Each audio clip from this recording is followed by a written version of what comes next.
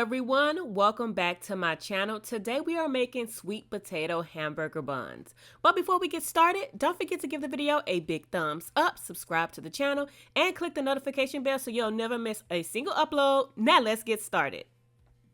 So first things first, I'm going to boil some diced sweet potatoes here. I'm just going to boil them until they are fork tender, and then I'm going to give these a good mash. And I'm using a potato masher here, but you could also use a fork. The most important thing we're trying to do here is just remove any large lumps.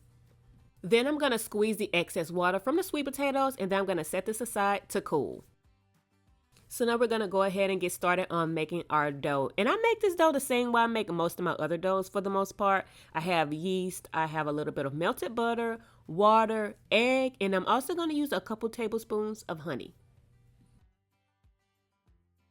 So I'm going to stir everything together to combine it, then I'll cover it up and set it aside just until my yeast begins to bubble. Then once everything is all nice and bubbly, it's time to use the yeast. So I'll get started by adding in half of my flour. I'm also going to add in my mashed sweet potatoes, and then using a wooden spoon, I'm just going to stir this well to combine it.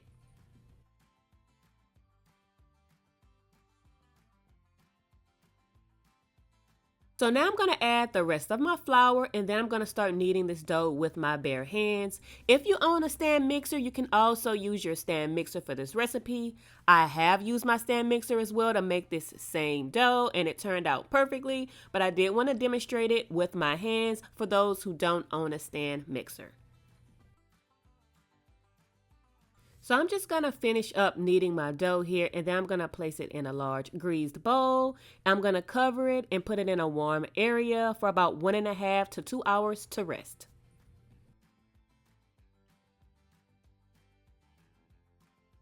And then about 1 to 2 hours later, the dough should be about doubled in size. I'm just going to punch my dough down. Then I'm going to place it on a lightly floured surface here. And then I'm just going to form a large disc. And from there, I'll go ahead and roll this out and then turn this into about 8 buns. So first I'm going to flatten this dough out a little bit, then I'll cut it in half and cut it in half again until I have about 8 pieces that are equally cut and divided here.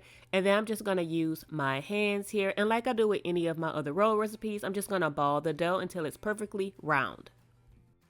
I'm going to place the dough on a lined baking sheet, and then I'm just going to use my hands to flatten the dough slightly here. You can also use a rolling pin, but I find that my hand works just fine. And then I'm just going to cover these back up and let these sit out at room temperature once again for about 1 hour. And then once they are ready to bake, I'm just going to put a little bit of egg wash on top. And then I'm also going to sprinkle these with sesame seeds. These get baked in the oven for about 15 to 18 minutes. And when I tell you, oh my God, these smell so good when they're baking in the oven. And they are just so delicious. I will tell you, you're supposed to, wait a little while, let them cool down and slice them. But I just couldn't help myself, and neither could my family. I also want to mention that these buns are super sturdy. So if you're looking for something that can handle your beef, yeah, these are the ones.